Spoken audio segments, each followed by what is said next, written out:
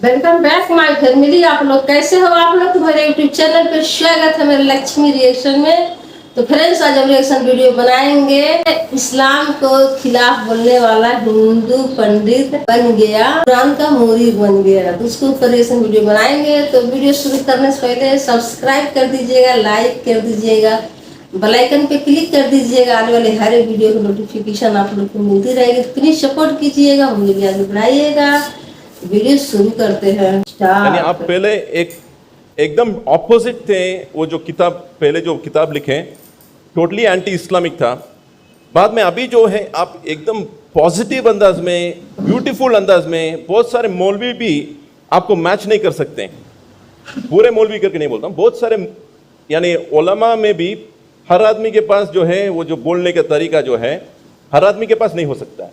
तो उस अंदाज में आप जो बोल रहे हैं बहुत डीप स्टडी करते हुए आप लोगों के सामने आ रहे हैं। तो what is the transition phase, कैसा हुआ है?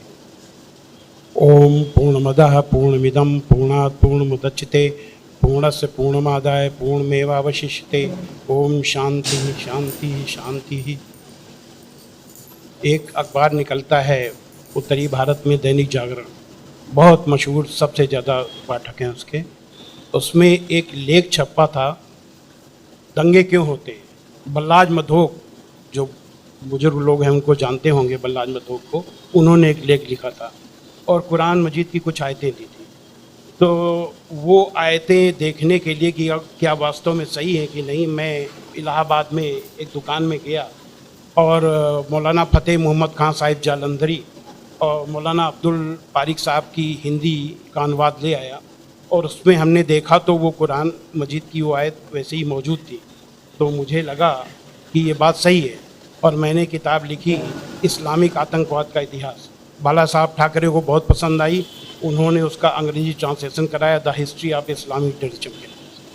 बाद में एक सज्जन ने, अब मैं वहाँ आ रहा हूँ कि मेरा सोच कैसे बदला।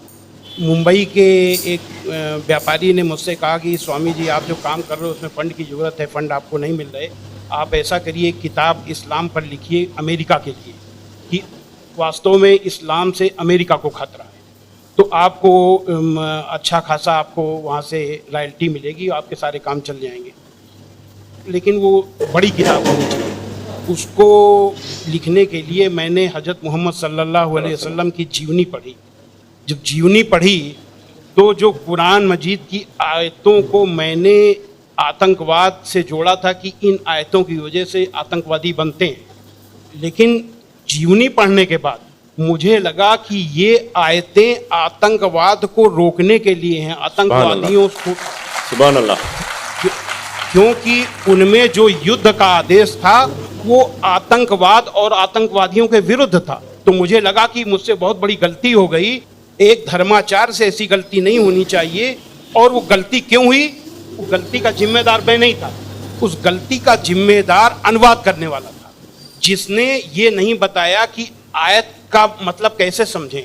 किसी भी, हम यहाँ जो गैर मुस्लिम भाई होंगे उनको मैं बताऊं कि आयत का मतलब समझने के लिए जरूरी है कि आयत क्यों और किन परिस्थितियों में आई।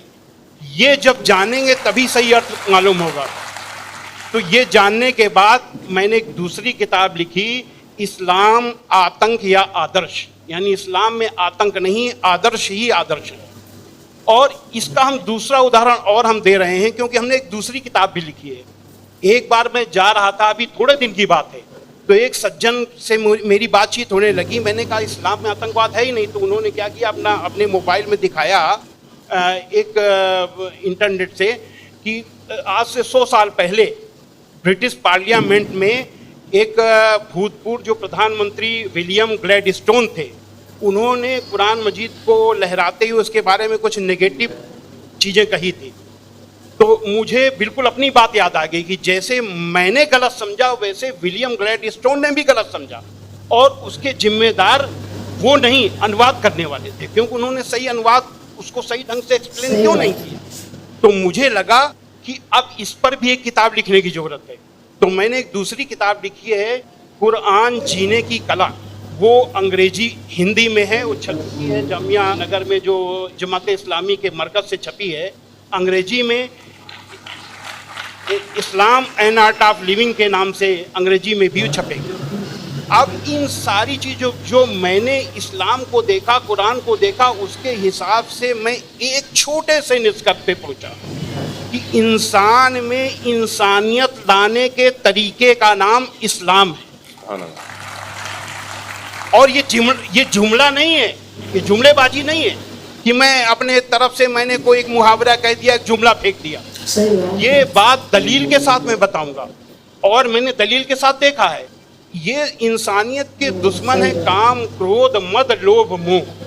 ये दुश्मन है और कुरान मजीद में इन सब के लिए बहुत ही बड़ी बुराई बताया गया है और रोक लगाई गई है। पहले एक चीज हम काम को ले लेते हैं।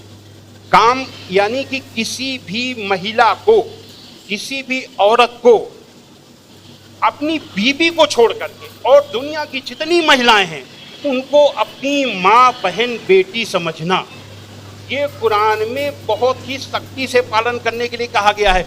अभी तक आप लोगों ने देखा होगा कि जो गैर मुस्लिम भाई हो सुने कि किसी भी मर्द को देख करके औरत को अपनी निगाहें नीची कर लेना चाहिए, लेकिन कुरान का क्या हुक्म है? कुरान के सूरा 24 आयत नंबर 30 में है, ऐ मोहम्मद मोमिनों से कह दो कि वे अपनी गैर जो भी महिलाएं हैं जो उनको देख करके अपनी निगाहें नीची रखा करें और अपनी शर्मगाहों की हिफाजत करें। यानी जब सुभान अल्लाह मर्द जब अपनी पत्नी के सिवा किसी को देखे तो आंख न मिलाए उससे, अपनी निगाहें नीची कर ले और मर्यादा में रहे। ये पुरुष के लिए ये बनाया गया नियम और यही नियम औरत के लिए भी, दोनों के लिए वही नियम बनाए गए। ये नहीं कि केवल औरत के लिए मर्द के। कहते हैं कि इस्लाम में औरत को दबाया जाता है, लेकिन मर्द के लिए कितना सख्ती से नियम बनाया गया। तो ये काम के लिए कितनी सख्ती की गई। क्रोध, गुस्सा के लिए सबसे पहले गुस्सा का तरीका इस्लाम में इतना आसान बताया गया कि देख करके मैं सबसे ज्यादा प्रभावित हुआ। कहा जाता है अगर गुस्सा अगर किसी का रुक जाए तो वो पूरा संत बन गया, साधु बन गया। और कितना बढ़िया तरीका इस्लाम में बताया गया, कुरान में बताया गया है कि माफ कर दो, किसी के गुनाहों को माफ कर दो और जब माफ कर दो गुस्सा खत्म। और सबसे पहले ये हुक्म दिया गया पैगंबर को। सूरा 7 आयत नंबर 199 में हुक्म आया कि ऐ मोहम्मद माफी का तरीका अपनाओ और भलाई का हुक्म देते रहो और अज्ञानियों से किनारा करो। सबसे पहला माफी का हुक्म अगर आया तो अपने पैगंबर के लिए आया। और ऐसे लोगों को क्या कहा गया? सूरा 3 आयत नंबर 134 में अल्लाह का हुक्म है कि जो लोग तंगी और खुशहाली की हर हालत में अच्छे से अच्छा काम करते हैं और गुस्से को रोकते हैं और लोगों के गुनाहों को माफ करते हैं तो अल्लाह ऐसे लोगों को पसंद करता है जो ऐसे अच्छा से अच्छा काम करते हैं। हजरत मोहम्मद सल्लल्लाहु अलैहि वसल्लम पर कुरान उतरने के बाद आपके दिल में उतर गई, दिल में उतरने के बाद आपके कर्मों में उतर गई। आपके एक एक कर्म कुरान में अल्लाह के हुक्म के अनुसार हुआ करते थे। आपने पहले खुद अपने आचरण में लिया, अपने अखलाक में लिया, तब दूसरों को बताया। फतेह मक्का के दिन वो अबू सुफियान जो आपके खिलाफ मक्का की एक एक लड़ाई में आपका के खिलाफ नेतृत्व करते थे, जब वो सामने पड़े फतेह मक्का के दिन तो हजरत मोहम्मद सल्लल्लाहु अलैहि वसल्लम ने कहा कि आज अबू सुफियान को माफी और जो अबू सुफियान के घर में दाखिल हो जाए उसे भी माफी। आज जो अपने घर के दरवाजे बंद कर ले उसे माफी, जो मस्जिद में चला जाए उसे भी माफी। अब आप सोचिए, जिस मक्का में कदम कदम पे आपका विरोध था, कदम कदम पे आपके रास्ते पे रोड़े अटकाए गए और जो 10,000 लोगों की फौज के साथ आप जब पहुंचे तो किसकी हिम्मत थी कि सामने होता? सारे के सारे लोग छिप गए। जब हजरत मोहम्मद सल्लल्लाहु अलैहि वसल्लम ने देखा कि कोई नहीं दिखाई दे रहा तो बहाना बनाया माफी देने का। ये बहाना क्या बनाया कि जो यहाँ चला छुप जाए उसे माफी, जो वहां छुप जाए उसे माफी, जो वहां छुप जाए उसे भी माफी। यानी किसी न किसी बहाने सबको माफी माफी माफी और माफी। माशाल्लाह माशाल्लाह।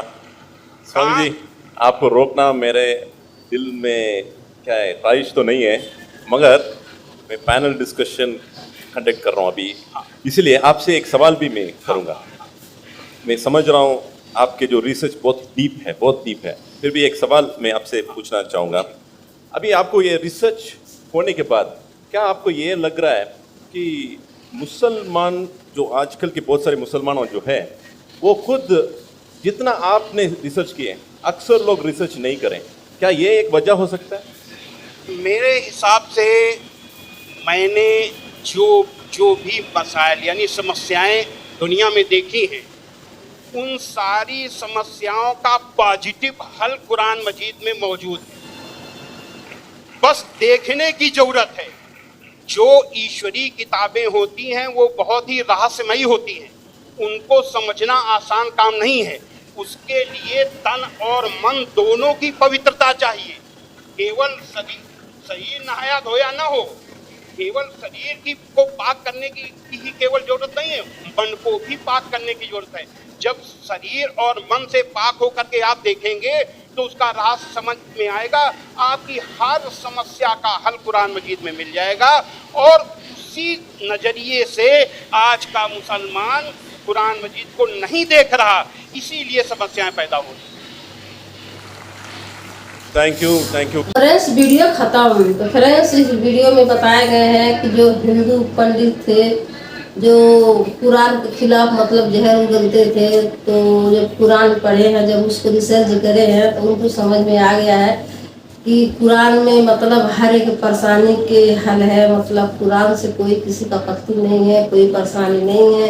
कुरान बहुत अच्छा है, उसमें बहुत अच्छे सीख लिखा गया है। अल्लाह ताला की देन है, कुरान नेचुरल है, मतलब जो अल्लाह ताला ने दिए हैं। तो इसलिए वो जो पढ़े हैं, जो पंडित हिंदू पंडित थे, तो उनको समझ में आ गया है कि इस कुरान से कोई खतरा नहीं है। इसमें तो हम लोग की जो हिंदू है उससे अच्छा चीज़ मतलब उसमें समझ में आया। जो हमारे हिंदू में वही उसमें है, कुरान में भी है।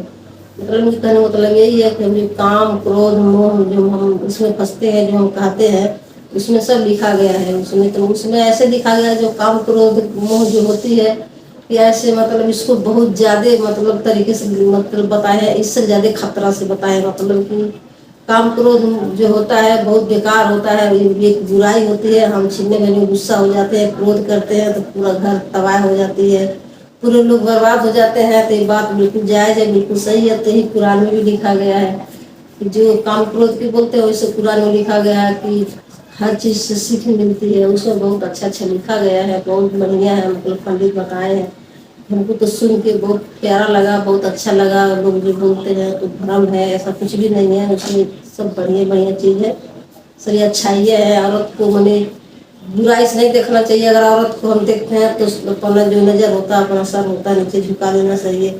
एक औरत अगर पुरुष को देखती है, आदमी को देखती है, तो उसको अपना मतलब नज़र नीचे झुका लेना चाहिए। कुरान में लिखा गया है, बहुत इज्जत से लिखा गया, बहुत बढ़िया से मतलब समझ में आया। पंडित जो हिंदी पंडित थे तो बहुत बड़ाई कर रहे हैं, तो अच्छी बात है। जो समझ में आता तो बड़ाई करेगा ही। हमको भी तो उनसे कुछ सीख मिलता है, हमको भी अच्छा लगा, बहुत समझ आया, कुछ मतलब सीखने ही मिला। तो फ्रेंड्स, इसमें मैं क्या बताऊँ, बहुत लंबी है, तो आप लोग वीडियो देखेंगे तो खुद की समझ में आ जाएगा। तो मुझे तो बहुत अच्छा लगता है, बहुत रिस्पेक्ट करती हूँ, मतलब कुरान की इज्जत करती हूँ। मुझे उससे कोई आपत्ति नहीं है, बढ़िया है, बहुत प्यारा है। अल्लाह ताला भी अच्छे है, सबका मतलब मदद करें।